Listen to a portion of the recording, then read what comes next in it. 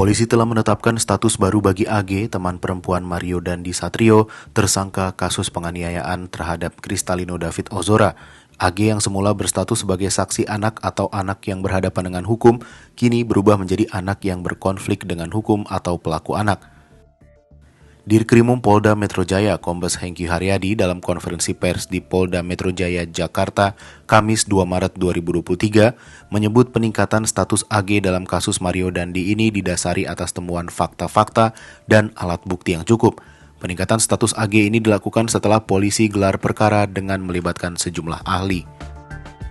Oleh karenanya, kami perlu kehati-hatian, kami perlu rigid dalam penanganan kasus ini, dan kami perlu mengundang mitra untuk menjamin bahwa pemenuhan daripada hak-hak anak ini bisa tetap terjaga. Oleh karenanya kami menggandeng dari KPAI dari awal, kami mengundang stakeholder dari awal, UPTD, PPA Provinsi DKI, kami melibatkan dari Kementerian Pemberdayaan Perempuan dan Perlindungan Anak sejak awal. Kami juga melibatkan ahli pidana anak sejak awal dan juga ahli pidana. Dan juga kami perlu sampaikan rekan-rekan sekalian bahwa dalam proses penyidikan kami tetap melaksanakan penyidikan dengan menggunakan pola scientific crime investigation.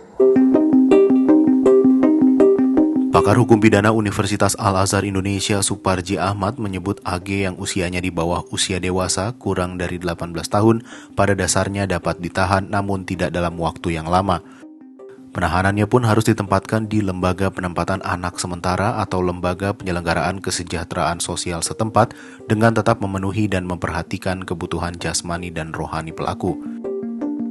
Dalam kasus ini, AG jelas sudah dapat dipidana. Secara umum, peradilan anak diatur dalam Undang-Undang Nomor 11 Tahun 2012 tentang Sistem Peradilan Pidana Anak.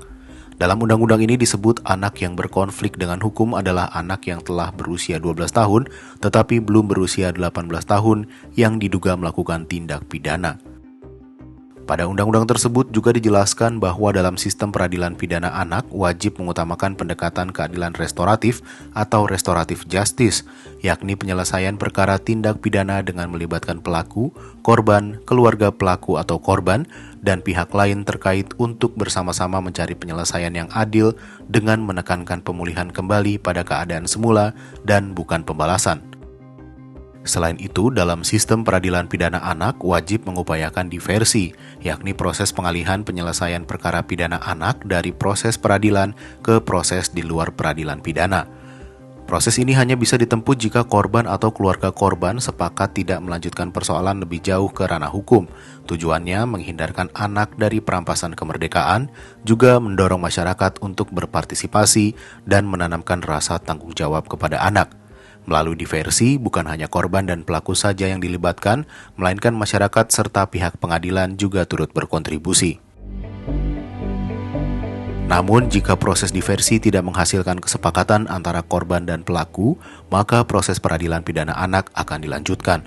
Dalam kasus ini, apakah nantinya AG akan menjalani semua rangkaian diversi atau malah tetap menjalani seluruh rangkaian proses peradilan pidana anak sebagaimana tertuang dalam Undang-Undang Nomor 11 Tahun 2012 tentang Sistem Peradilan Pidana Anak? Sejauh ini keluarga David masih tetap konsisten memilih proses hukum. Kita tunggu saja.